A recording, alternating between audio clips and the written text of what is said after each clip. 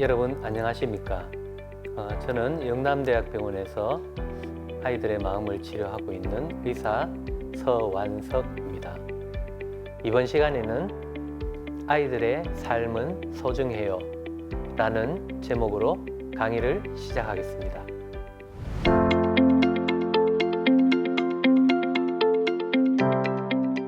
우리나라에는 불행한 10대에 대한 통계가 있습니다. 그 대표적인 통계가 자살에 관한 통계입니다. 2009년부터 2018년도의 통계를 간단하게 살펴보도록 하겠습니다. 이 통계는 10대 청소년의 사망률에 관한 통계입니다.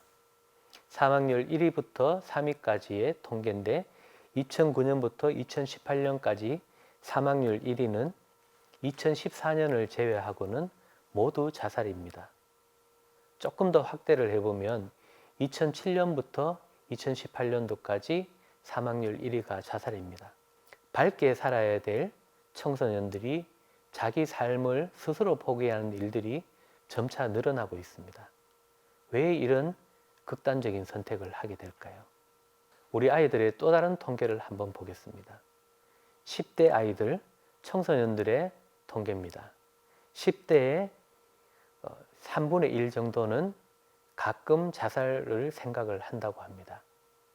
그리고 10대의 5% 정도는 자주 자살을 생각을 합니다. 그만큼 자기의 삶에 대해서 비관적으로 생각하는 학생들이 많이 있습니다. 굉장히 심각한 통계죠.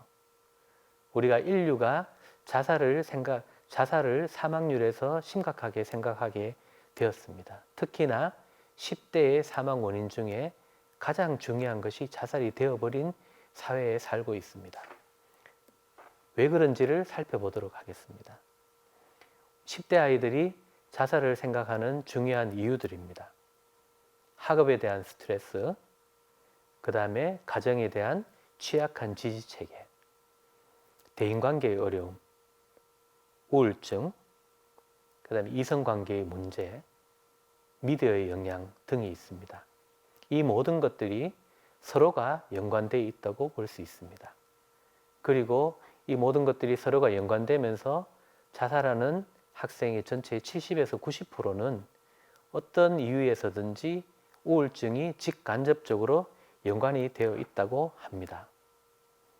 어느 한 사람의 일기를 한번 살펴보겠습니다. 우리가 과연 아이들을 행복한 세대라고만 볼 수 있는지를 살펴보겠습니다. 지면상 제가 많은 내용을 생략을 했었습니다. 엄마 뱃속에서 태교라는 이름으로 공부를 해야만 했다. 영유아기 때는 나의 재능을 발견당하기 위해 애써야 했다.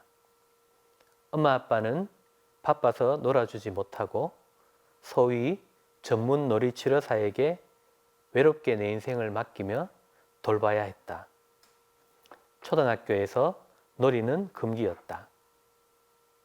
야망이 큰 부모를 만나면 초등학교 때 중고등학교 수학을 다 배워야 한다. 친구들과 놀 줄을 모른다. 노는 것이 겁난다.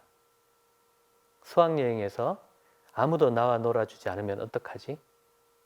수학여행을 가지 말까? 대학을 입학했는데 대학을 가도 스펙을 쌓아야 한다. 스펙 전쟁을 치러야 한다. 대학 졸업을 했는데 취업 자리가 없다. 이것이 요즘 아이들이 가지고 있는 고민입니다.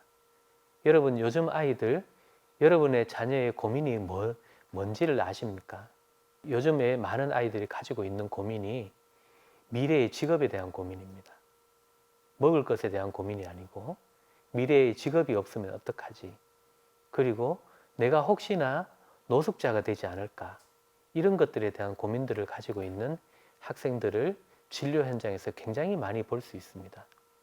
이것이 요즘 아이들이 가지고 있는 현실입니다. 그래서 여러분들이 생각하는 것만큼 없이 자란 세대가 아니고 풍족하게 자란 세대지만 반드시 행복한 세대는 아닙니다. 그래서 여러분들의 시각으로 아이를 보지 말고 아이들이 무슨 고민을 하고 있는지를 보실 필요가 있습니다. 앞서 말씀드렸듯이 우울증은 직간접적으로 자살과 70에서 90% 정도가 연관이 되어 있습니다. 그 경로를 간단하게 살펴보도록 하겠습니다. 우울증은 어쩔 수 없이 유전적인 부분이나 선천적인 부분하고 연관되어 있을 수 있습니다. 그렇지만 그 부분 이외에도 심리적인 요인, 사회적인 요인이 있습니다. 이 부분들이 우리가 환경적인 요인이라든지 또는 인지행동적인 요인이라고 하는 것은 무엇이냐 하면 이 아이의 행동을 부모님들이 어떻게 해석을 하고 아이에게 어떻게 전달을 하느냐, 또는 그런 것을 통해서 아이들이 어떻게 자기 스스로의 자존감을 형성하게 되느냐, 이런 요인하고 관계된다는 것입니다. 만성적으로 이런 요인이 결합이 됐을 때 뇌에서는 변화가 일어납니다. 우울 증상들이 반복될 때는 뇌에는 부정적인 영향들을 가지게 됩니다. 단기간에 부정적인 영향이 있을 때는 회복이 가능합니다. 그렇지만 장기적으로 부정적인 경험이 쌓이고 부정적인 해석이 쌓이고 부정적인 인지가 쌓인다면 그것들은 회복되기가 굉장히 어려운 부분이 있습니다. 그래서 우울증이 생기고 만성적인 수동적인 경향, 그리고 학습된 무기력감, 이런 것들이 쌓이게 되는 거죠. 그런 아이들이 결국은 세상에 대해서 비관적인 생각을 가지게 되고 자살을 생각을 하게 된다는 것입니다.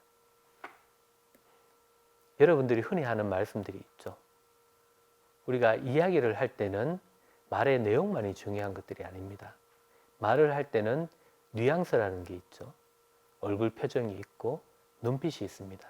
여러분들이 자녀들에게 흔히 하는 말이 있습니다. 한숨을 쉰다거나 또는 아이들을 자극하기 위해서 하는 말들, 그것밖에 못해. 넌 왜 그 모양이니? 옆에 아이들을 좀 봐. 여러분들의 의도는 아이들이 정신 차리도록 하기 위해서 했는 말일 겁니다. 그렇지만 그런 말들이 아이들한테서는 상처가 됩니다. 그래서 그런 부분들이 반복이 된다면 아이들은 자존감이 낮아지고 무기력감을 가지게 될 겁니다. 우리가 아이들한테 반드시 가르쳐줘야 되는 부분이 있습니다. 경영할 때 중요한 내용 중에 하나죠. 플랜 A, 플랜 B. 우리가 인생을 살아가는 데 있어서도 굉장히 중요합니다. 그러니까 A만 있는 것이 아니고 B도 있다는 부분을 반드시 가르쳐 줄 필요가 있습니다. 우리가 아이들이 공부할 때는 그렇게나 힘든데 아이들이 캠핑을 가서 팀별로 지도를 찾아서 어떤 목적을 다룰 때 육체적으로 힘들고 목마르고 할 때 그럴 때는 왜 그렇게 힘들지 않을까? 이런 부분을 생각을 해볼 필요가 있습니다. 우리가 경쟁을 하고 1등이 아니면 모두가 패배자라는 그런 부분과 육체적으로 견디다 보면 성취를 할 수 있다는 그런 부분들이 다른 거죠.